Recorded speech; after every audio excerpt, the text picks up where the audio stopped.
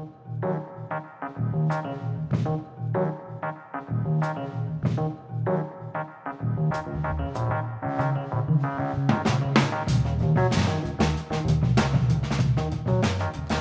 everyone, and welcome to Carpet City Cinema, a Gila Films podcast. I'm David Weaver, and just going to get right to it. We talked 2 episodes ago, I think it was the last episode before we went on hiatus, or maybe the next to last one, about uncovering a 16 millimeter print of a Mohawk carpet special. So just to recap what that's all about, we are here in Amsterdam, New York, which is the carpet city of the United States. It's nicknamed Carpet City or Rug City because back in the heydays of the mills, we produced more carpets than any other city in America.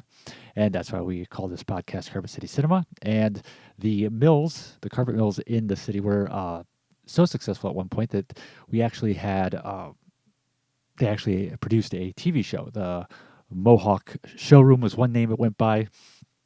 And they also produced some television specials. The one of which is what we uncovered. We found a 60 millimeter print, which is just labeled Mohawk Special, Mohawk Carpet Special, and it's one of the holiday specials they produced. Is what we believe it is. We're going to get that scanned and restored because the TV show that was produced by the Carpet Mills, and they also had a radio show too.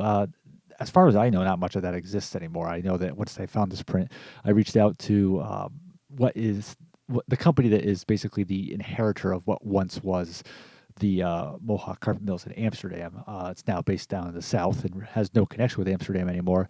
And asked me if they had any of the elements from these shows that were produced back in the day. And they did not. But I teased in the last episode, last week's episode, that we had another discovery that kind of tied in with the previous one. As I mentioned, I'm going out and doing some reselling on eBay. And was invited by a guy to come up and look at some books he had, some older books. And noticed he also had a stack of records, 78s. And they were for sale too. And found about half dozen or more with labels that said, basically they all said Mohawk TV show. Mohawk Carpet TV show. And what they appear to be, and I was able to buy them off him, is audio recordings of the actual TV shows. So it's not they're not episodes of the radio show that the Carpet Factory produced.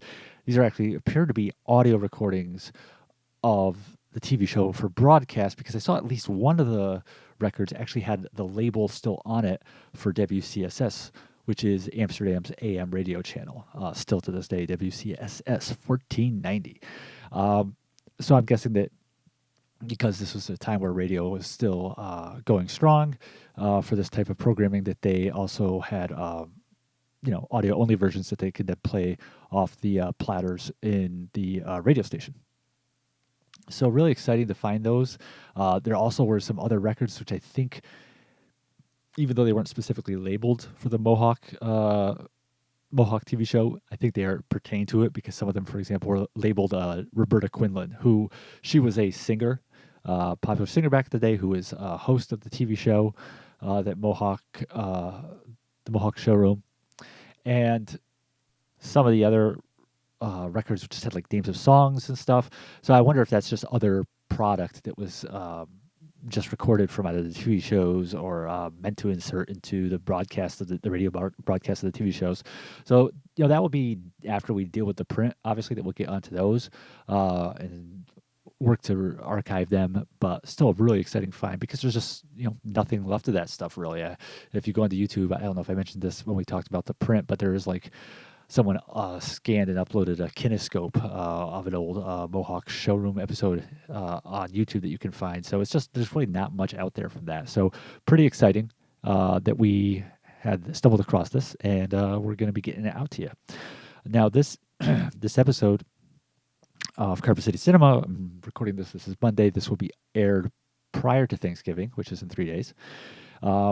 And by then, or it might be a few days after then, hopefully by the end of this upcoming weekend, we are also going to have a special treat uploaded to the Gila Films YouTube channel, which I mentioned before, which is an episode of an anthology series, Family Theater, from the early 50s, a Christmas episode of that show. titled A Star Shall Rise, which is a retelling of the birth of Jesus. And we were able to come across a 60 millimeter print of that and get that scanned.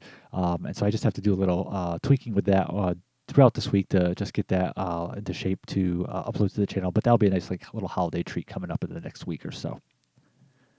Now, moving on to The Last Frankenstein, we are also going to have something very special in store for our fans that we'll be hopefully announcing probably 3 weeks-ish, I think. Probably about 3 weeks, 2 to 3 weeks before we can announce it. But it's going to be a special, to tease it, it's a special piece of artwork that will be available to purchase and that will help support our efforts to move on to the sequel and fund that. And all I'll say is that it's, let's just say, I'll tease it with the saying a long time ago in a galaxy far, far away, and let you dream what dreams you may choose to about it based off that clue. But we'll have more details on that soon. I just want to kind of whet your appetite that a little something less Frankenstein is in the works very soon. A little bit of a merchandise to help us start building out the budget for the sequel that we hope to shoot next fall.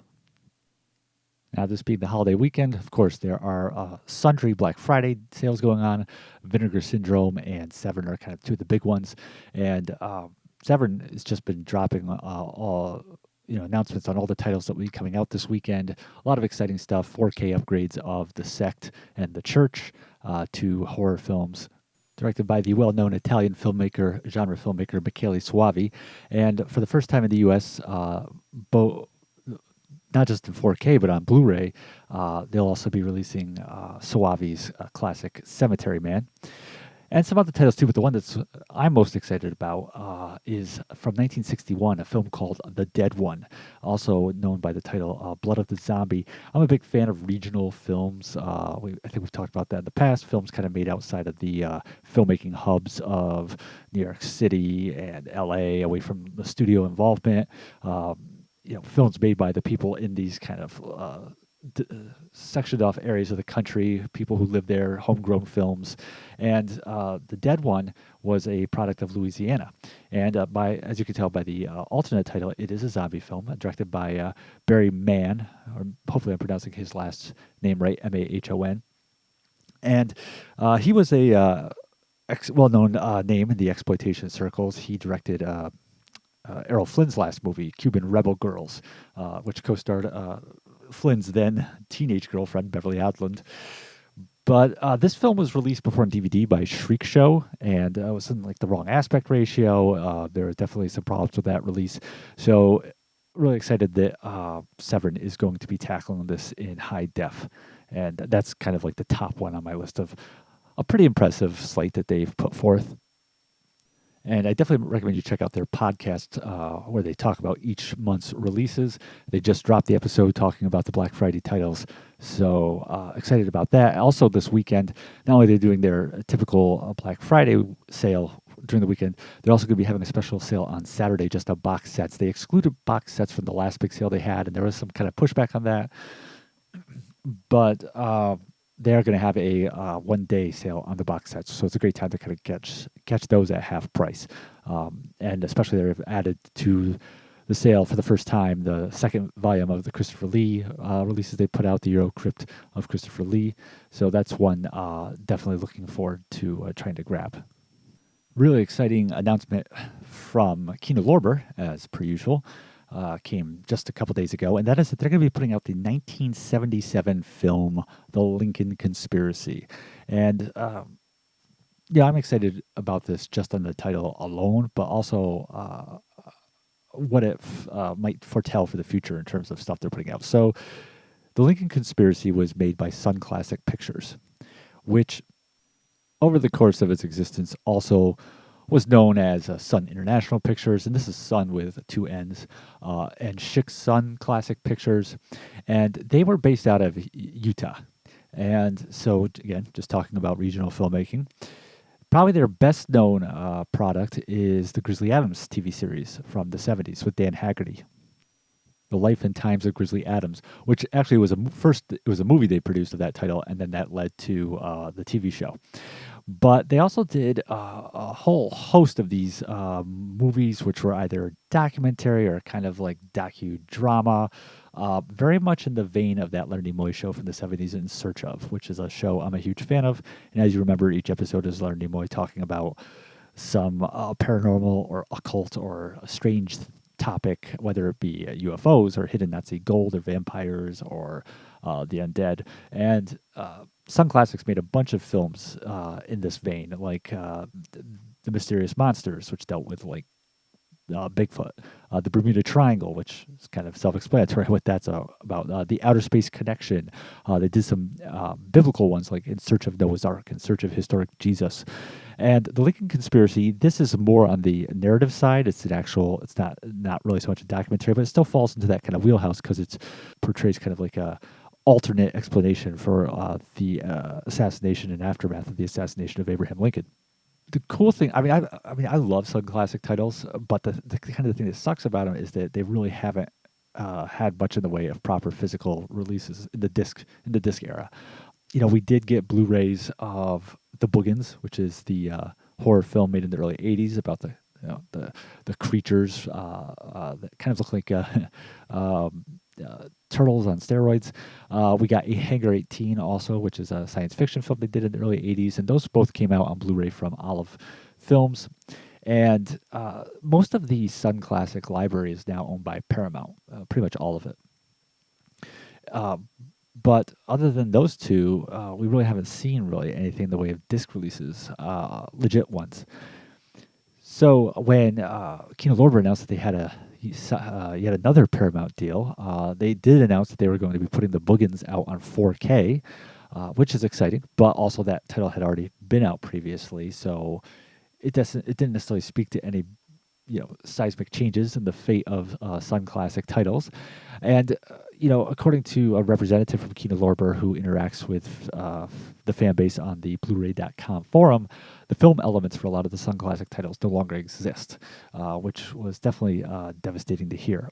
But now that the Lincoln Conspiracy has just been announced, there are hopes. There are hopes that more of these will come out. Just the fact that they felt it was a title that could generate the sales that made it worth picking up.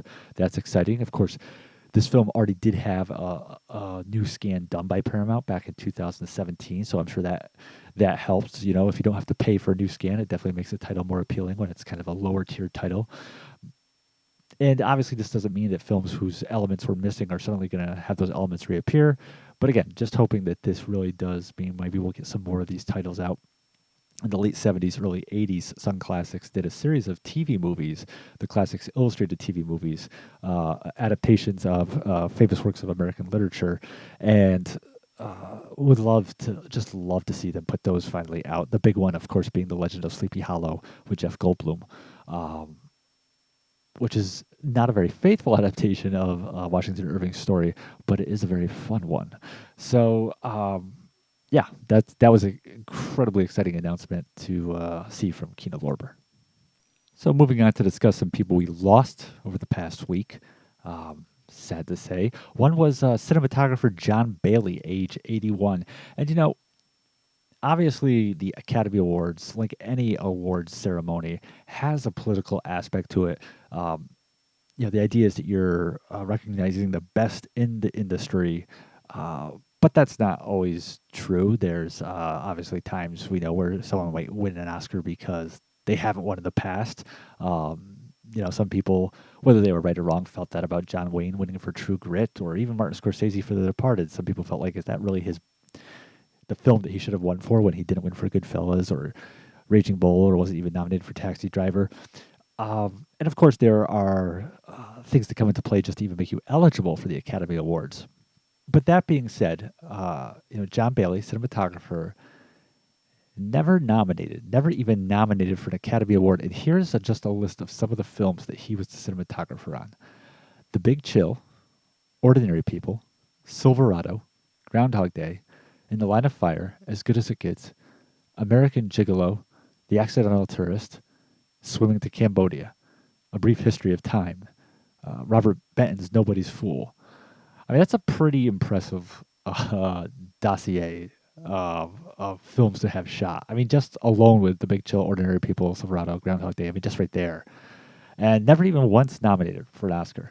He did direct a couple movies. He directed the film version of Lily Tomlin's The Search for Signs of Intelligent Life in the Universe, and he also directed the Ed Harris thriller China Moon. But yeah, 81 years old, incredible body of work he left behind. He is survived by his wife, Carol Littleton, who is herself an Academy Award nominated editor. She cut E.T. the Extraterrestrial, or was an editor on it. But yeah, sorry to see him pass. Another person we lost was Connie Van Dyke, who is an actress and a singer and a songwriter. She was 78 years old. She was one of the first white performers to be signed by Motown Records as a recording artist. Um, she's going to continue to act in that capacity as a singer and also as a songwriter, but she also got in front of the camera for some film work. She made her debut in a supporting role in the film The Young Sinner, which it's a footnote in cinematic history, as it was the first movie directed by Tom Laughlin, who went on to direct and star in the Billy Jack movies. But her big roles were in two movies in the 70s. She was in the Burt Reynolds comedy W.W. and the Dixie Dance Kings, which was a crime comedy directed by John G. Avildsen, the director of Rocky. And Van Dyke not only started that movie, she also released an album in connection with that movie. Unfortunately, that film has music clearance issues, which is why it's never been out on disc in any way, shape, or form. And she also starred in the movie Framed with Joe Don Baker, which was a film that reteamed Baker with Phil Carlson, the director of Walking Tall, the hit film that was a huge success and really helped elevate Joe Don Baker's career. It was actually the last film that Phil Carlson directed. He was a guy really well known for his film noirs back in the 50s. He also directed some of the Matt Helm films in the 60s. And Van Dyke is the female lead in the movie, and it's a flick I cannot recommend enough. It's just a really great, tough, high energy revenge film with incredible. One very incredible jaw-dropping stunt at one point in the film. So sad to see Connie Van Dyke pass on. We also lost another actress, Janet Lundgaard, who was age 75. And now Janet, one of her kind of big early roles was on the Donna Reed Show. She had a guest shot on the Donna Reed Show, just played a high school student, but then came back to the series over the last 3 seasons of the show to play a different character, Karen, who was the girlfriend to Donna Reed's son on the show, played by Paul Peterson, the character of Jeff Stone. And she did like 20 appearances on the show in that role, and then made her feature film debut in the acclaimed Frank Perry film, The Swimmer, starring Burt Lancaster, and which is a really good movie. Again, just also recommend checking that one out, based on the story by John Cheever. And she actually has second billing on the poster after Burt Lancaster, and then in the actual opening credits, she's like one of the last people credited because she gets her, that introducing credit, to really put you up there. But she really didn't do much acting after that, even though that was a very high-profile role in a film that's very well regarded. She did star in along with Telly Savalas and George Maharis in the Western Land Raiders, and then showed up in the indie horror flick Moonchild, and then just left acting behind. And honestly, I have the obits on her didn't really mention what became of her after that, but still left behind a memorable body of work nonetheless. We also lost director Robert Butler, age 95. This guy is a TV legend, 3-time Emmy winner, and he was basically the guy for directing pilots for years. I mean, these are the shows he directed pilot episodes of. The original Star Trek, he directed The Cage, the first pilot with Jeffrey Hunter.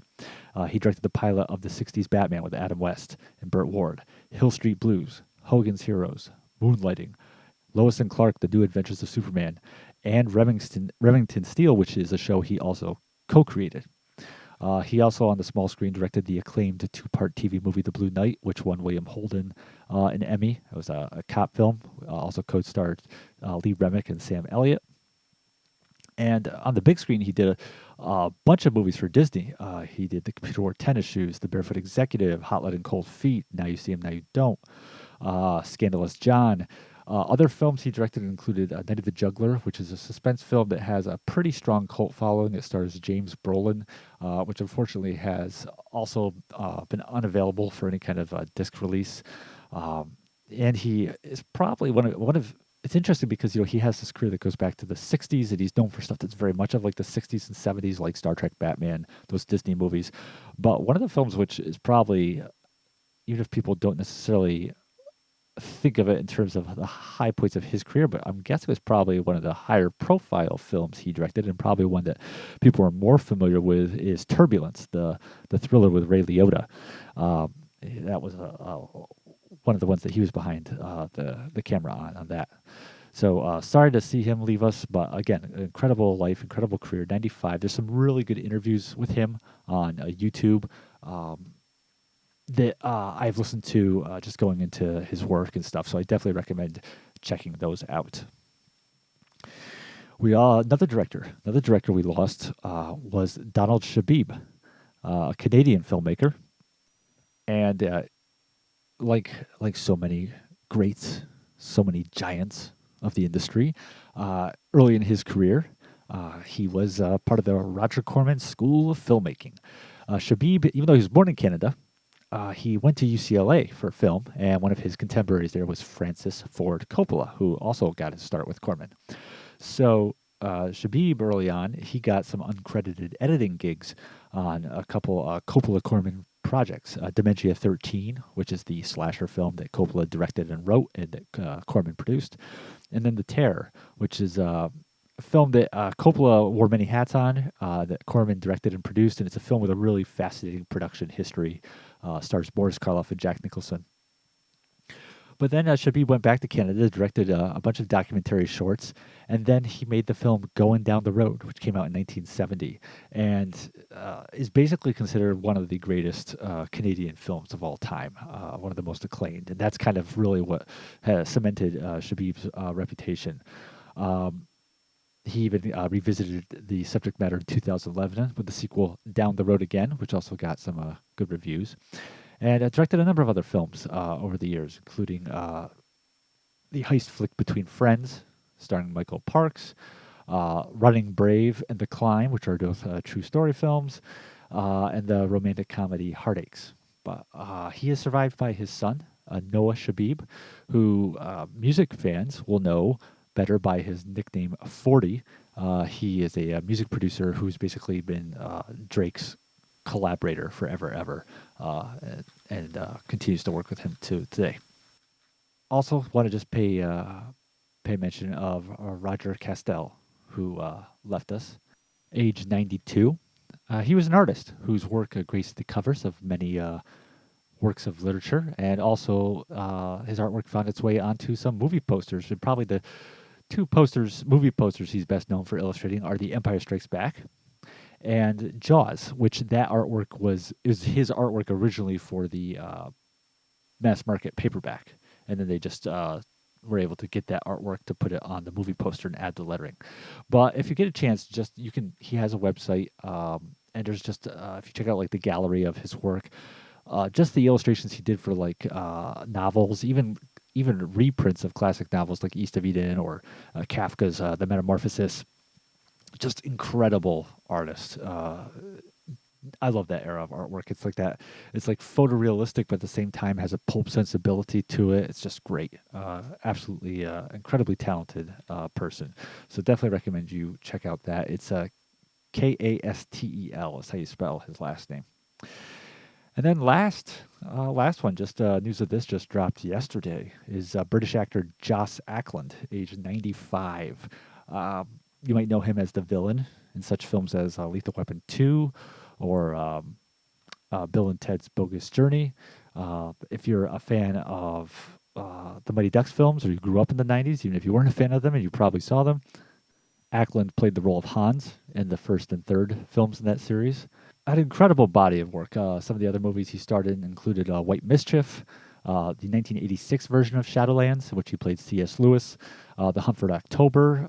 He lent his voice to the original Watership Down, He was in a bunch of cult classic movies like Caligula, The Apple, The House That Dripped Blood. Starred in the as a regular on one season of the long-running British show Z Cars, and also interestingly, he played D'Artagnan in a British TV series called The Further Adventures of the Musketeers. Only ran for like 1 year back in '67, but then a few years later, when Richard Lester made his hit film, his classic The Three Musketeers, Ackland played D'Artagnan's father. But the thing about Ackland I love is that he's just so seamlessly can transform into any nationality, ethnicity. His command of accents is incredible. He's the kind of guy who like I never do. Is he British or is he American or is he like what's because he's just flawless. And you know you watch all these movies that I just mentioned. He's playing, you know, the Hunt for October. He's playing a Russian and. Um, you know, he's playing an American in some of these movies, or someone from some of the Norse countries, and even in there's this Disney movie from the '70s. It's probably one of the least known Disney movies. It's called One of Our Dinosaurs is Missing with Helen Hayes, and in that film he plays a Texan, and just yeah, incredibly gifted at just blending into these different nationalities. Which just is a great testament to his acting ability. He was a twice nominated for the BAFTA, which is basically the equivalent of the British Oscar, British equivalent to the Oscar. Absolutely incredibly talented artist, though. And again, a great long life behind him and a great body of work. All right, let's move on to the movie of the week, which is actually in this event, TV specials of the week. So with Thanksgiving coming up, I thought it'd be good to talk about two animated specials pertaining to Thanksgiving in one way or the other. They were the two Thanksgiving specials made by Rankin-Bass. Rankin-Bass is, of course, represents Arthur Rankin Jr. and Jules Bass, the famous animators who were responsible for such classic holiday specials as Rudolph the Red-Nosed Reindeer, Frosty the Snowman, Santa Claus is Coming to Town. They animated, they gave us the 70s TV movies of The Hobbit and The Return of the King. They also did theatrically released movies like The Last Unicorn. And they did have lesser known among their filmography are their two Thanksgiving endeavors, The Ballad of Smokey the Bear. And yes, you heard that right. And that aired in 1966 on Thanksgiving Day. And their second one, and they're much better known and much more on topic for Thanksgiving special, was The Mouse on the Mayflower. And that aired 2 years later, 1968.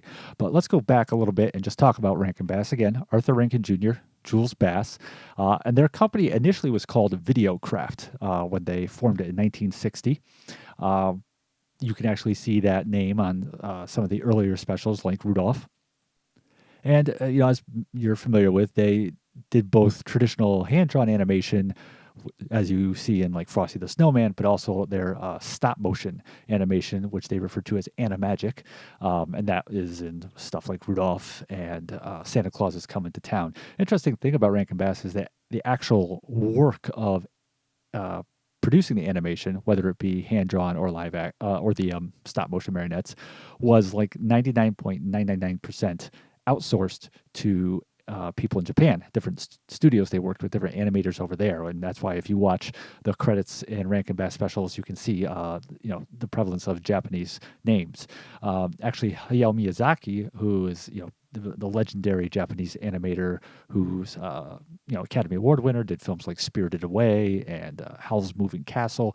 He much earlier in his career, was an animator on some, at least one of the Rankin-Bass specials, maybe multiple ones. But yeah, 1960 is when the boys got together and formed their company, Videocraft.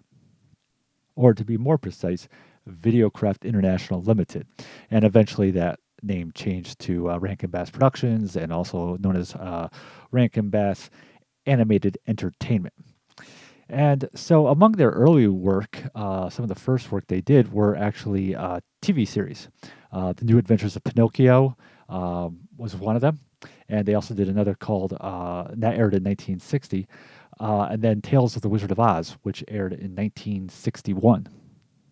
So then we get to 1964, or more precisely, December 6, 1964, and that is when Rudolph the Red-Nosed Reindeer aired.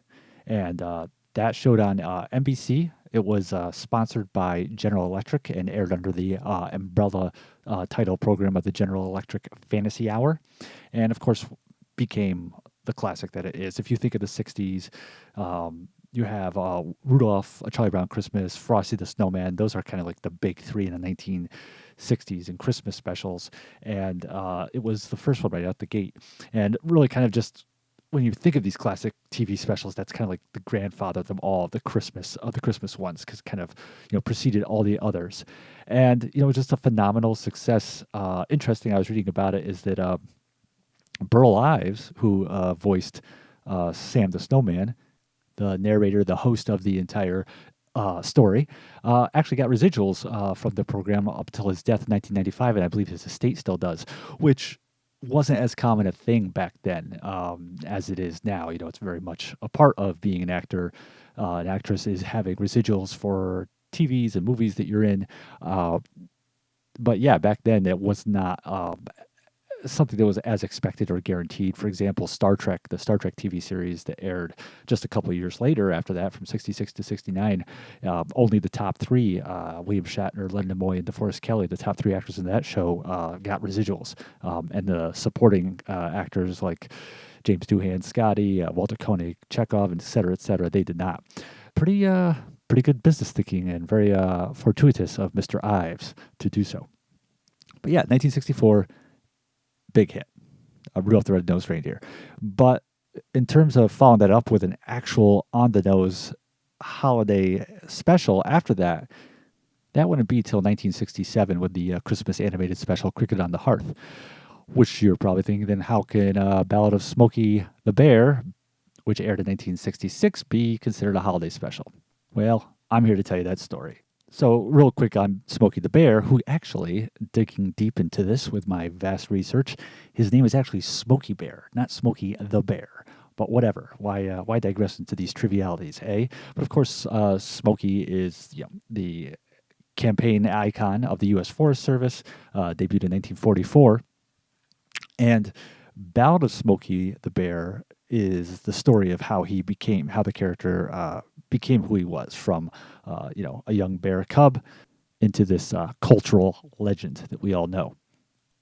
Now, I'm not entirely sure. I wasn't able to dig up the origins of how this special came about, whether the U.S. Forest Service approached Rankin-Bass, or did they approach NBC, which is the network it aired on.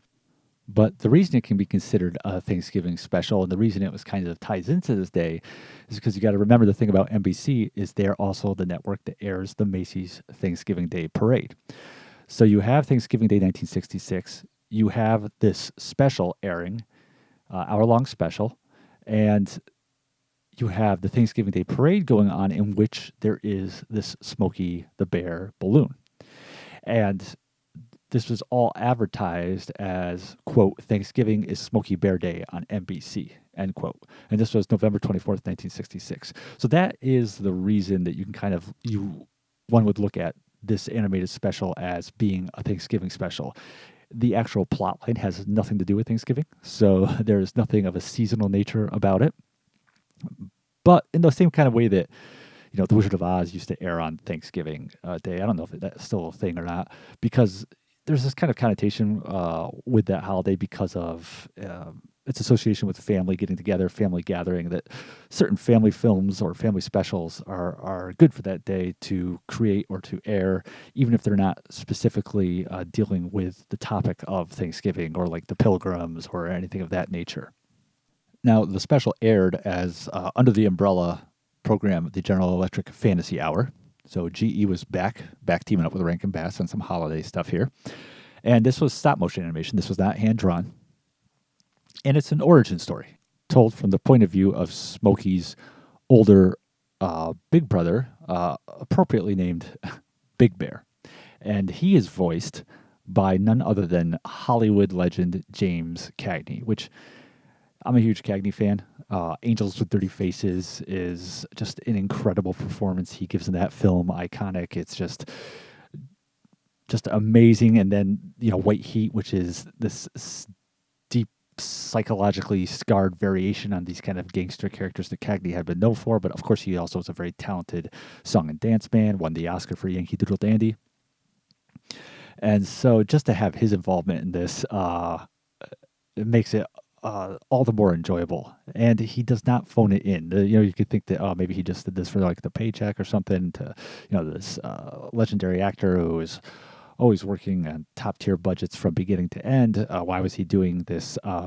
Kids special. This is just like a paycheck job, but he definitely does not phone it in.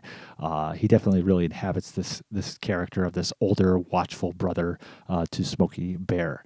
And the interesting thing about Cagney at this time is he's kind of basically in retirement. 1961, he did the Billy Wilder comedy 1, 2, 3, and that ended up being his last on-screen role in a movie for 20 years. And over the course of that 20 years, there are different attempts made to lure him back to the big screen. He did provide narration for a B Western in the late 60s titled Arizona Bushwhackers, but he didn't appear on screen until 1981 when Milos Forman got him to put an appearance into Ragtime. So it was kind of during this semi-retirement where he was just enjoying the good life that he did this special. And, it's a straight-up origin story, like I said, pretty by the numbers and very kind of pulling from the Bambi playbook. I won't give spoilers away, but I think if you know what the Bambi playbook is, or the Lion King playbook, which is basically Disney ripping off its own movie, you can kind of guess where this will go in this special. But, it starts with Smokey as a cub and, just, trying to be taught the lessons of life by his brother Big Bear. Being young, a little bit irresponsible, nothing surprising about that. And then, of course, a tragedy occurs involving a massive forest fire. It traumatizes Smokey, causes him to withdraw into himself. And he has to, find that inner courage to deal with the new menace that faces him and his woodland friends, which is an escaped gorilla from that has fled a local zoo, and which is running amok in the woods, littering, smoking cigarettes, and endangering the animal population. And it's through that trial that Smokey has to decide whether or not he's going to, kind of come into his own as I'd say a person, but I believe bear would be the appropriate term here. And I should note that I am definitely a Rankin-Bass fan. Rudolph and Frosty, I believe, kind of stand on a higher level than a lot of the other work that followed. But I love their style of animation, both the stop motion and the hand drawn. It has an identity all its own. I think that that's kind of a struggle with the era we've lived in for like the past almost 30 years, kind of since Toy Story came out, where we're just seeing, CGI animation dominate things. It's not that you can't have different styles among CGI animation, computer animation, but there definitely was something much more distinct when you look back at the animation of that era of the past, when you had Disney with their style, and Warner Brothers with Looney Tunes, and even in Warner Brothers Looney Tunes, because I was just watching a couple of Looney Tunes Thanksgiving specials recently. Just the different style among the different directors. Chuck Jones versus Fritz Verlang. You had Max Fleischer's outfit with Betty Boop and Popeye. You have Rankin-Bass. You have Hanna-Barbera, and it's just really interesting to. I just totally skipped over Filmation. I have to mention them too. Did like the animated Star Trek and He-Man, but it's just. The cool thing about it is just to see these identities of these different animation outfits based off of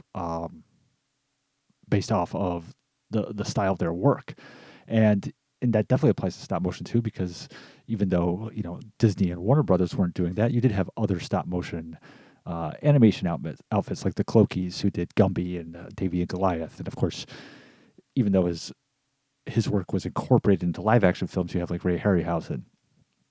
And so one of the things I love about Rankin-Bass, I should say, is their look. The thing about the way they design their marionettes and the way they design their hand drawn animation is perfectly really captures that mid-century artistic vibe to me, that mid to late 60s, and it's something they really kind of held on to right up to kind of like the end of their hot run in the early 80s.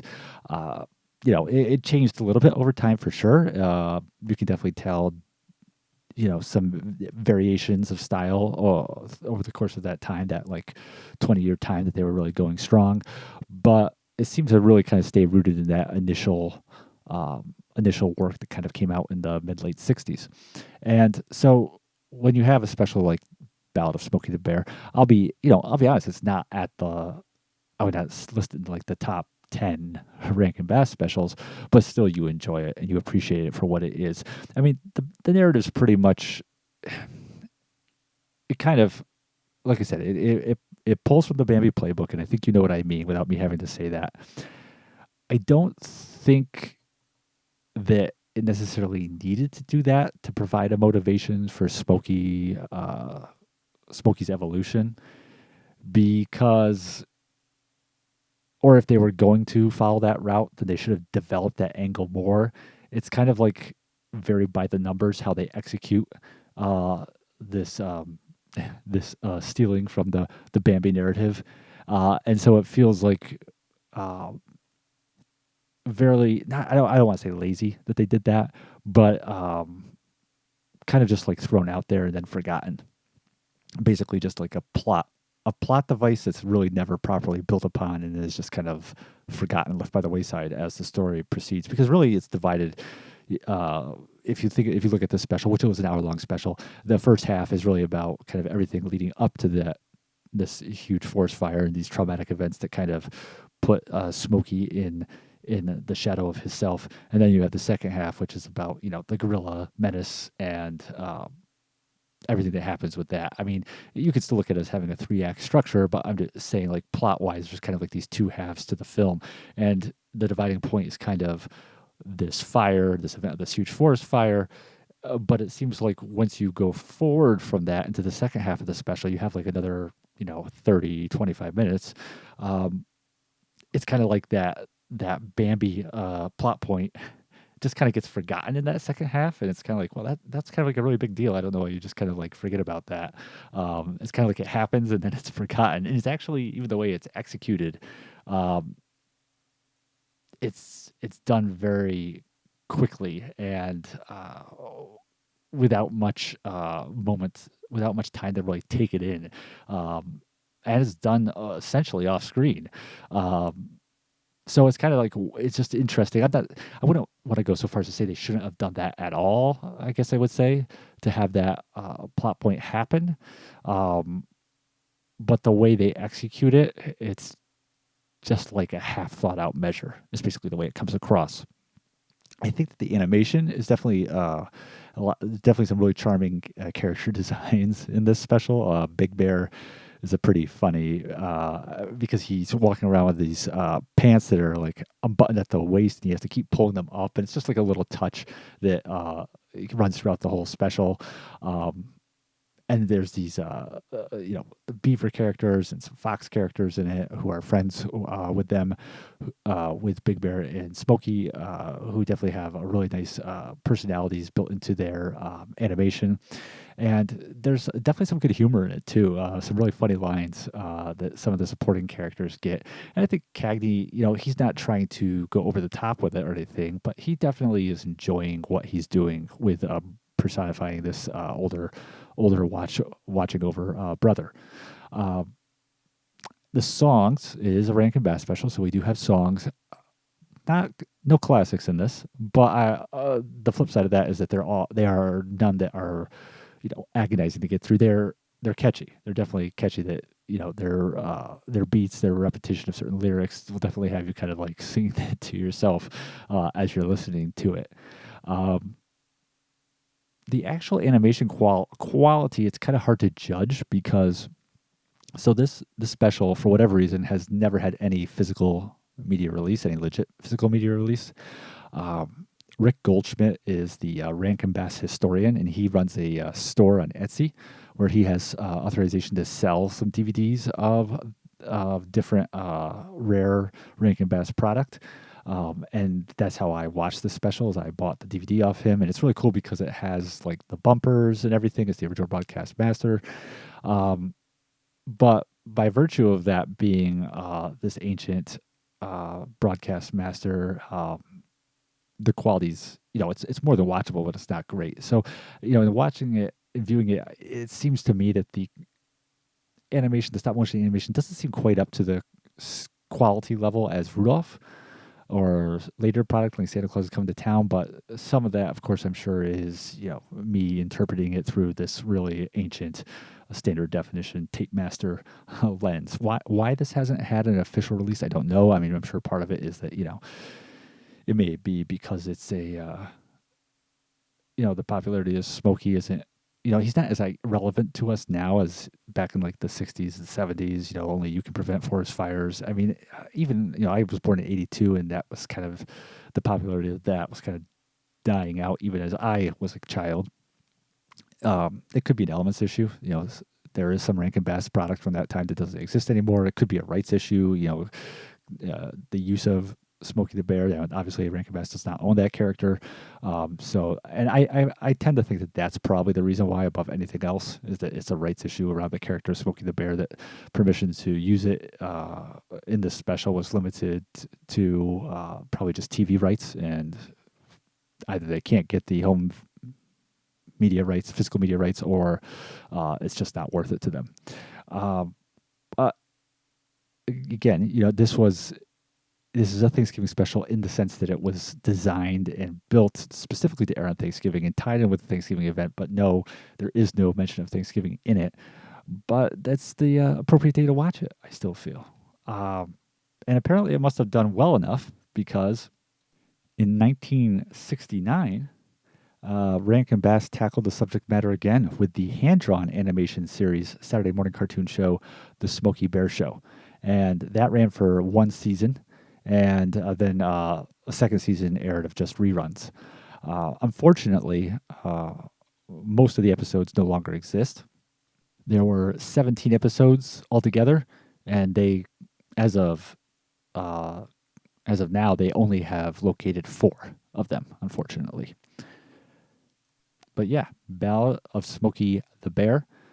Definitely recommend you check it out, just for its place in animation history, its place in James Cagney history, of course. And yes, it is technically a Thanksgiving special. Now, what happens next after this? First, for context, I should have mentioned this already, that between Rudolph and Smokey the Bear, Rankin-Bass did put out 2 animated feature films, Willie McBean and His Magic Machine, and that came out in 65, and The Daydreamer, which came out in 66. So Smokey the Bear airs Thanksgiving 66. 67, they put out their animated film, stop-motion animated film, Mad Monster Party, with Boris Karloff voicing Dr. Frankenstein. And real side note here, that is, what people think of as the Rankin-Bass Halloween special.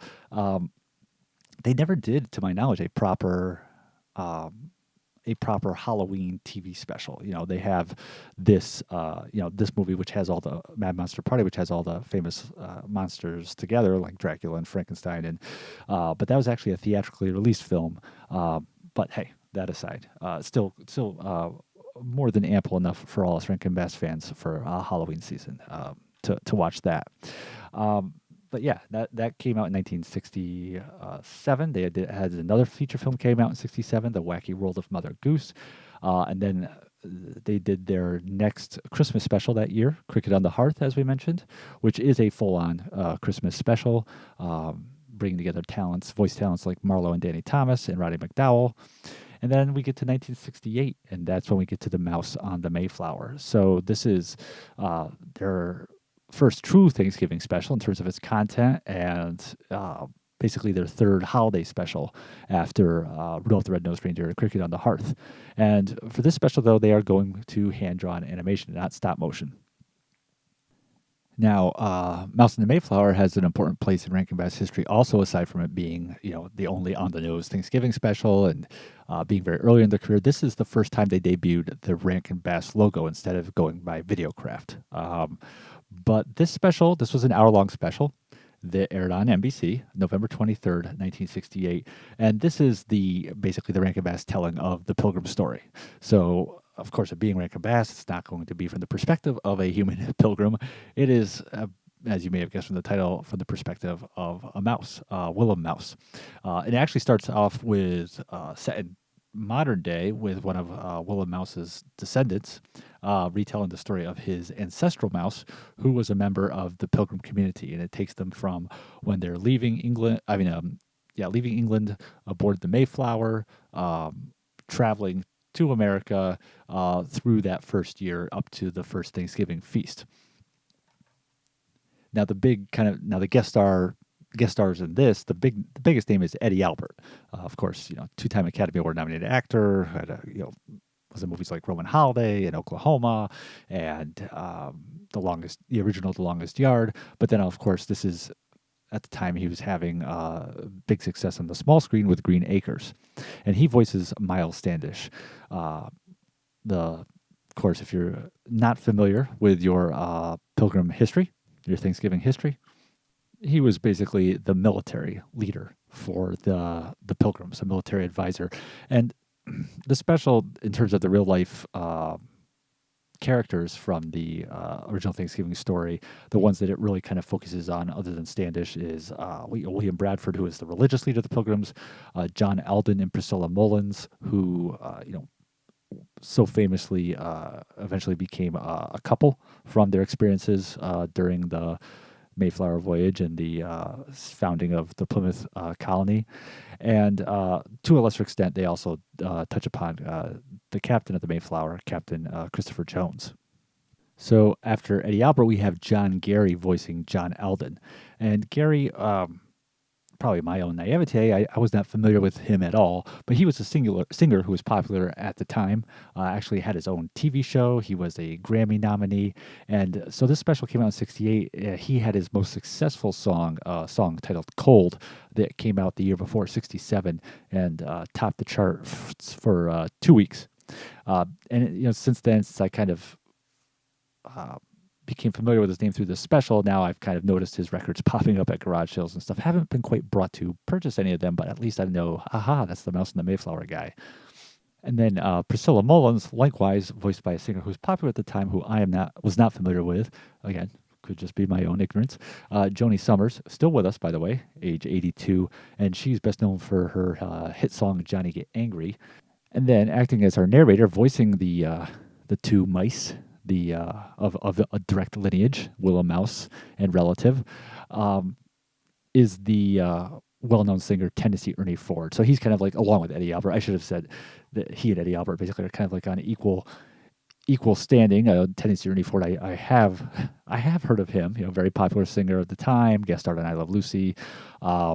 So he and kind of Eddie Albert are the stars at this. But as you can, from a vocal perspective, tell from me mentioning that these characters of John Alden and Priscilla Mullins are played by popular singers of the day, and also the inclusion of Tennessee Ernie, this special does live up to the Rankin-Bass reputation of having lots of songs. And that's really where I must take a break to kind of just talk out loud about, like, who is the audience for this special?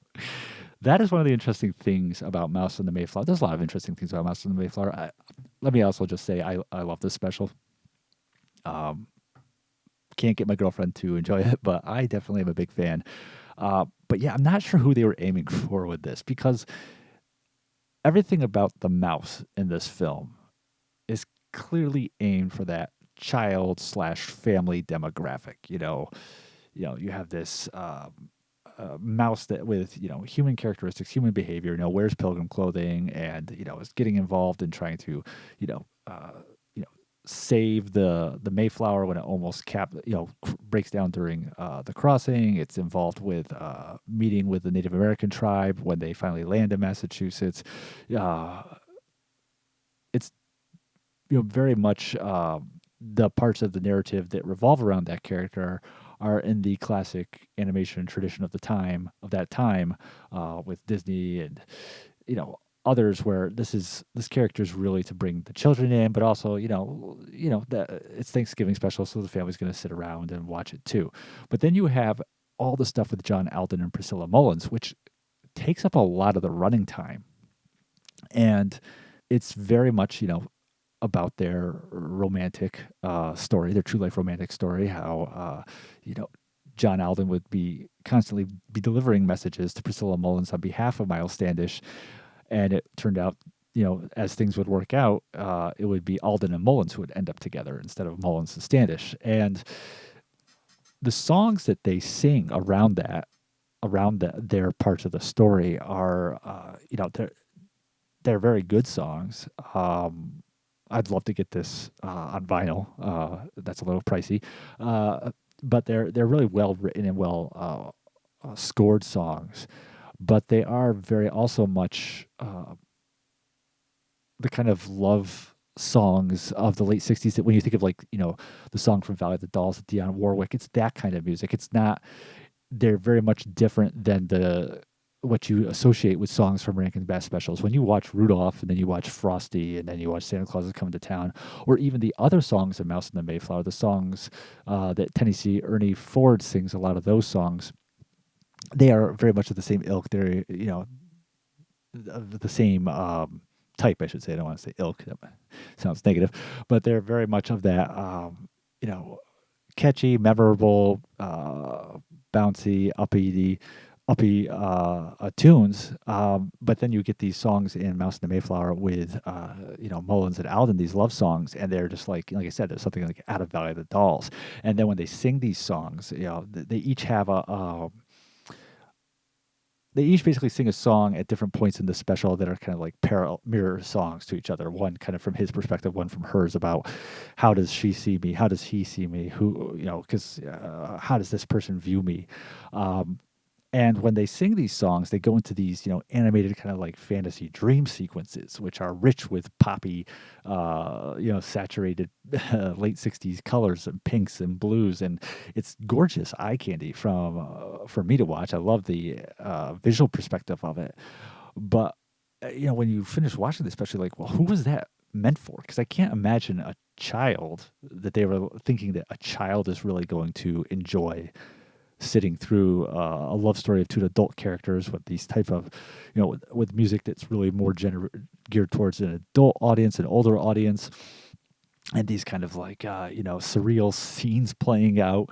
And at the same time, I also don't think that it would necessarily appeal, and I could be completely wrong, appeal to the traditional adult demographic at that time, because I just don't think it's something that would kind of the adult nature of the content, I don't think it would necessarily break through the barrier of it still being an animated TV special that is geared towards children or geared towards, on a broader level, family, but not really, at that time, animation wasn't really designed specifically for an adult audience, just for adults, not mainstream animation, which is not to say that it wasn't, that it didn't take adults into mind. Obviously, there's so much subversive content from Looney Tunes and, even Disney at that time. So it's not that they didn't take adults into mind or that they dumbed down animation at that time or anything of that nature.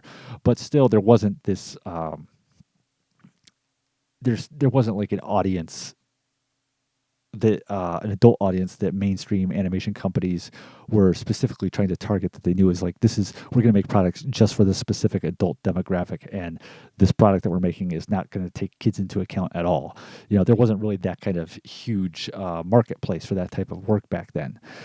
So everything kind of, even if it was subversive, even if it did aim to please both adults and kids at the same time, there wasn't any. It always had to take those kids in mind. They always had to take that family unit in mind when it was when companies like Disney and Warner Brothers and Rankin-Bass were producing this content, because there was no just adult audience for mainstream animation that they were really trying to capture at that point.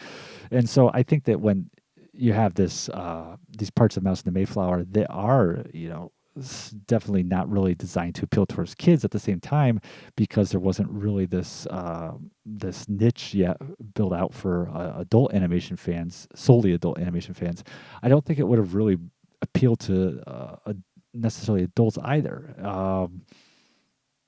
Now, I find it appealing, and I think that it definitely there is an audience for this, but I don't know what they were thinking when they designed these sequences, and when they decided to go ahead with those sequences, and even just to have this whole narrative throughout to even keep going back to the characters of John Alden and Priscilla Mullins without, I mean, just a little bit of like slapstick humor woven into those characters, more John Alden.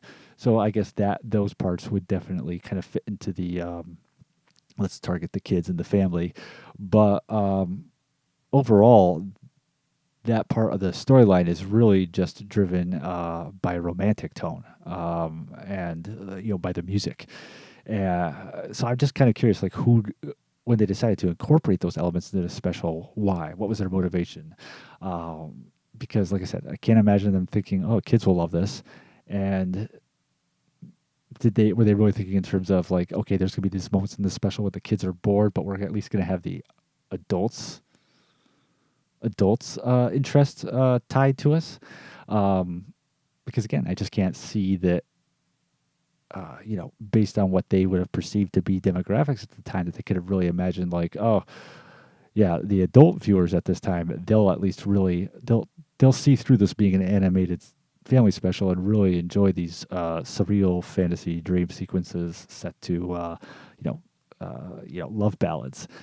Now, if that was their intent, if they really were that, groundbreaking, basically, that they were like, screw this, this is an hour-long family special, and we don't care. We're still going to have these like more artistic, artsy, romantic sections that we're just going to intercut into here. If that really was their intention, that was their motivation, then awesome, props to them, because it definitely worked for people like me. I love those parts of the special.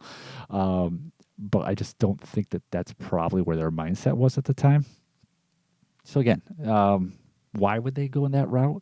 I mean, they're trying to fill an hour time period, but I can't really imagine that they felt the need to create this material, this more adult material, just to fill, maybe the entire rest of the hour running time. Because Ballad of Smokey the Bear and Rudolph the Red-Nosed Reindeer were both hour-long specials that preceded this, and they both had solely family content for the entire run without any issues.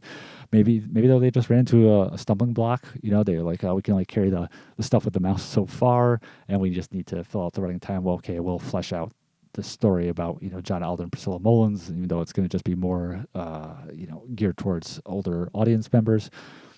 Maybe they just felt that storyline just couldn't be left out because it was so key to such a key part of the Pilgrim and Plymouth narrative, and the Mayflower narrative is the John Alden's and Priscilla Mullen storyline. Interestingly, they totally leave out the character of Dorothy Bradford, who is William Bradford's wife.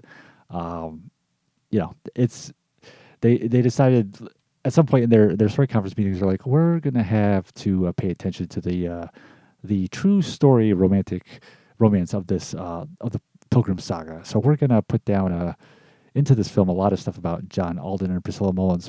But the whole Bradford relationship, they were going to leave that out, because if you're not familiar with Pilgrim history, Dorothy Bradford, wife of the Pilgrim leader William Bradford, died when William Bradford went to shore, and she was on the Mayflower.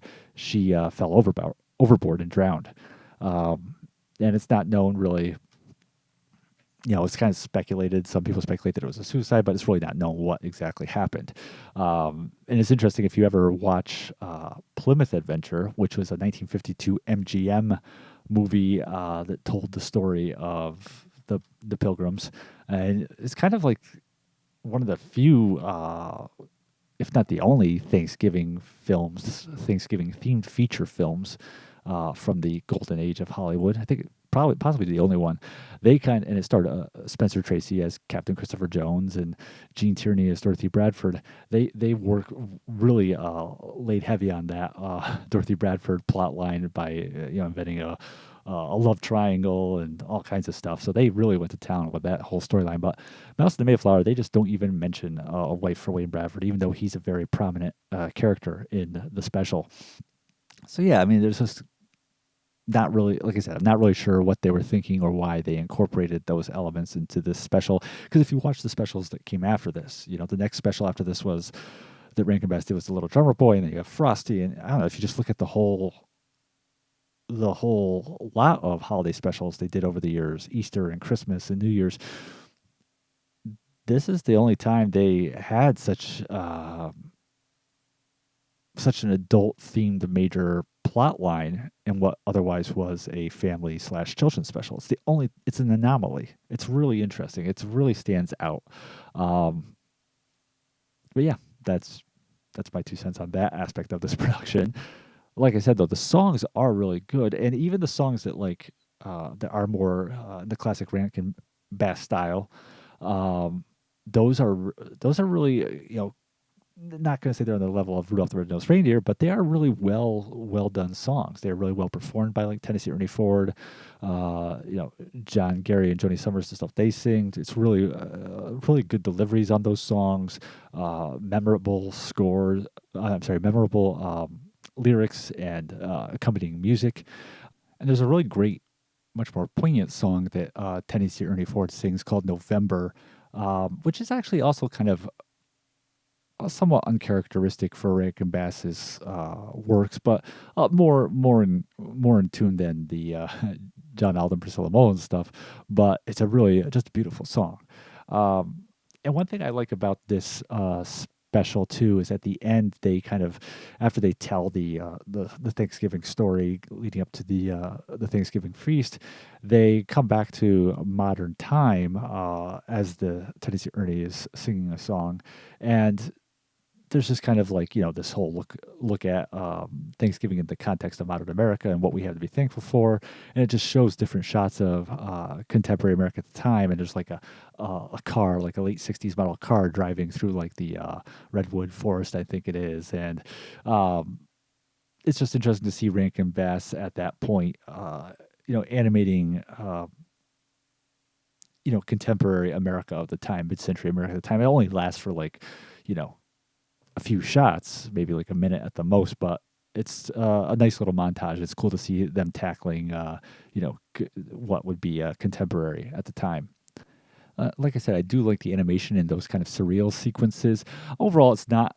I definitely would say that the animation's not quite. And again, this being hand-drawn animation on the level of like Frosty, I think it's maybe just a step beneath that. But again, I think that I have to say that that's probably just because of how I'm viewing it. I don't think that's necessarily. I think if I saw a nice restored copy of this, I would feel differently. And Mouse and the Mayflower has only had a slightly better physical media release history than Ballad of Smokey the Bear, in that it was released on VHS at least. Had a couple different VHS releases.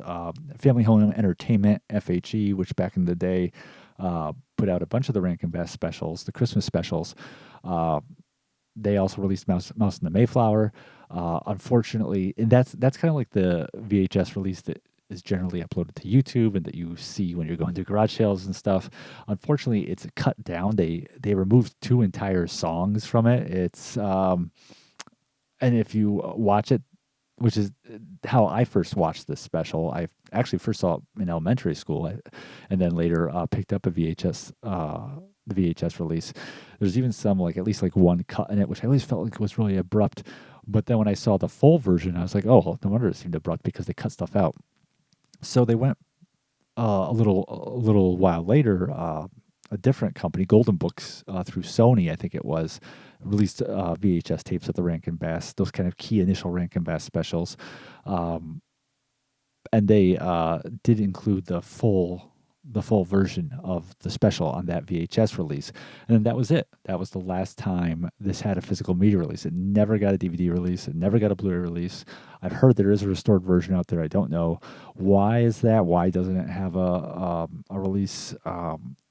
There's been no official statement, but some people think it's because that there is some kind of stereotyping to the portrayal of Native Americans in this. There's when the Pilgrims reach America and they encounter the Native Americans, it presents them as, friendly, benevolent people.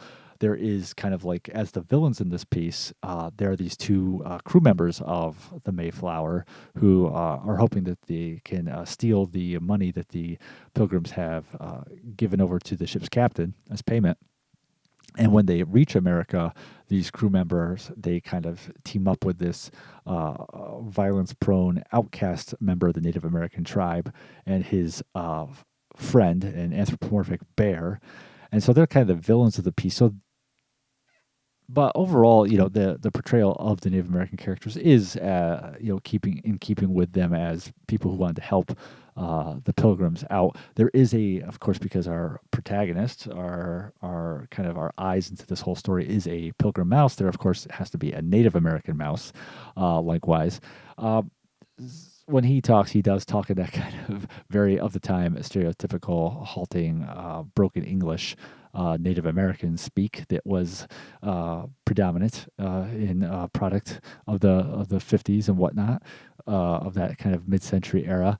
So there's some thought that the reason this hasn't gotten a release is because some of that depiction is definitely not acceptable in our current era, would not go over well. My whole thoughts on this is just that you should always have everything out and available, even if it isn't appropriate. Pretty much any depiction of, like 95% of the depictions of Black and African American people in films prior to World War II is going to be stereotypical, almost without exception, unless it was maybe something made by Black filmmakers. And yeah, I mean, there's a lot of stereotyping of Native American behavior. A lot of times in live action films, they weren't even Native Americans playing them. They're Italians or whatever. But I don't believe in censoring that or holding that back. Again, I don't know if that's the reason that they haven't put this out, but it does kind of make sense. I think it's interesting that, Disney, they, of course, had Peter Pan, their famous 50s animated film of Peter Pan. I just think it's kind of ironic that, like, Disney, which goes to great lengths to kind of censor its past. They digitally altered stuff out of Fantasia that was very stereotypical of the black community and of Black people. They digitally edited out cigarettes out of characters from their older works so that they wouldn't look like they're promoting smoking. Of course, they've never released Song of the South. So they have this reputation for kind of just like, let's forget that ever happened. But they've in no way, shape, or form ever edited Peter Pan, which of course goes much further than Mouse and the Mayflower. It has the classic song, What Makes the Red Man Red. And that one is like, it gets kind of like, a pass, which again, I don't think any of this stuff should be edited or held back. I don't think that that's a road we should go down. I think everything should still be out and we should just be able to watch it and make our own assessment of anything that may or may not be appropriate. But then you have Rankin-Bass possibly, again, just possibly, because there's no official word on why this hasn't released, much tamer, incredibly tame by comparison in terms of anything that would be considered offensive. But hopefully that we'll get a proper restoration. I mean, you can definitely tell that they, one of the things I love about Rankin-Bass, and they're not the only ones who did this, is their use of cinematic techniques in their animation, like depth of field. There are times in The Mouse and the Mayflower, and I also noticed this in Frosty. It really stands out where stuff in the foreground is out of focus, and so that you have that depth that you associate with live action filmmaking at the time, and they're keeping a mind to that as they're creating these animated specials. I really like that attention to detail. I really do think that probably this would look really good if it was properly restored. You're watching old tape masters and VHS tapes of it. Definitely harms it. Now, you can't watch it on YouTube, but you can track down the VHS. Again, I don't know if the uncut version's on YouTube, but the way I recommend you watching Mouse and the Mayflower is, again, go to Rick Goldschmidt's Etsy account, which is called Miser Bros, one word, MISERBROS, because he has the uncut version of Mouse and the Mayflower on DVD. It's a 1970-ish airing, and it has all the McDonald's bumpers in it because McDonald's was sponsoring the airing at that time. And so it has, all these great early 1970s appearances by Ronald McDonald and the Hamburglar, and it's just phenomenal. I just watched it just the other day, that release of it that he made available, and yeah, it's just great to see that stuff and to watch it from beginning to end like that. So highly recommend it if you do check it out. that you get that release of it, because it's definitely the way to watch it until there's a proper release. I mean, the thing about Rankin-Bass is basically Warner Brothers owns most of their specials and works, except for like those first like half dozen big ones: Rudolph, Frosty, Santa Claus is Coming to Town, Little Drummer Boy, Cricket on the Hearth, Mouse and the Mayflower falls into this category as well. Those specials are currently, the distribution rights for them, at least physical media distributions, are currently with Universal. They've kind of they have gotten together with Warner Brothers to release a really amazing complete set of all the Christmas specials. They put out on DVD last year and Blu-ray this year. Unfortunately, Mouse and Mayflower is not on it. It's not a Christmas special, of course, but also it's just still not making it to disc. But yeah, that's where things lie right now with Rankin-Bass in terms of distribution rights in the future for that. But yeah, I hope Mouse and the Mayflower does get some love at some point. I mean, definitely some of the humor in it is, a little more juvenile, for lack of a better word. When you watch Frosty or Rudolph, there's definitely humor in there that's, much more, I don't know, I hate to resort to words like this, but like, I don't know, highbrow's not the right word. It's much better thought out. It's much more complex. Like the whole idea, of course, in Rudolph of, Herbie wanted to be a dentist, and that kind of like being the way in which he doesn't fit in, and that kind of outcast nature, or stuff in Frosty, like, the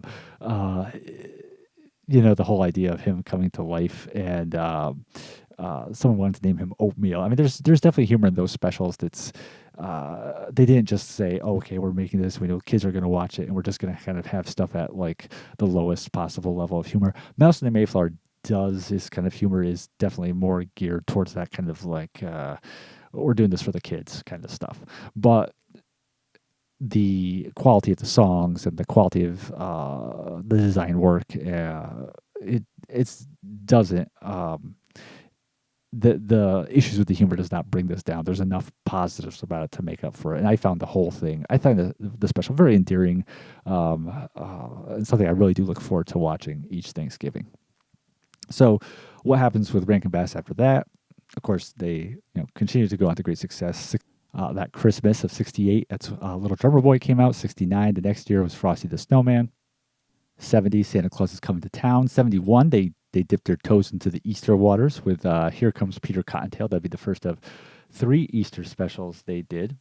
And then it would actually be 1974, 3 years later, before they did their next Christmas special, which was 'Twas the Night Before Christmas. In the '70s, they continued to produce the holiday specials. They also did The Hobbit, like I mentioned, and The Return of the King, which came out in 1980. They also produced some live action movies as well, The Last Dinosaur and The Bermuda Depths. 1985 was The Life and Adventures of Santa Claus, was their last last Christmas special, really, from that kind of golden era, and their last stop motion one. But in the '80s, they did give us some classic animated series like Silverhawks, and also the only Thundercats. And Thundercats, I believe that finished in '89, and as far as I could tell, that's the last thing they did for a good 10 years, Rankin-Bass. And then they did in 1999 the feature film animated version of The King and I, the Rodgers and Hammerstein musical, and that was a flop. Did not go over well. And then the following year, 2000, they came out with a brand new Christmas special, their first in 15 years, Santa Baby, again, pulling from a popular Christmas song of the era. And it was not too long after that they dissolved the partnership. Rankin would pass away in 2014 at the age of 89, and then Jules Bass lived on until actually October of 2022, not terribly long ago, and he passed away at age 87. But just incredible body of work. Maybe we'll dive into some of their other specials more in the future. It'd be cool to kind of do the 3 Easter ones. I think those are definitely enjoyable and interesting to look at in comparison to the better known Christmas works. But yeah, definitely check these out. Get those DVDs from the Miser Bros Etsy account if you can, or at least check them out on YouTube. I don't know if there's a copy of SMOKEY up on YouTube at this moment, but there might be. But But yeah, so definitely recommend these two Thanksgiving Rankin-Bass specials. And that'll do it for this week. Thank you for tuning in to Carpet City Cinema. I just hope that you'll continue to show us that unending support you've been giving us by sharing the posts about our podcast uploads, liking our Facebook page, following us on social media, giving us top tier reviews wherever you may be listening to us. I hope everyone has a great holiday, great Thanksgiving, and we will be back next week as we enter the Christmas season and hopefully have some more news about the some upcoming things with The Last Frankenstein. Thanks and have a great week.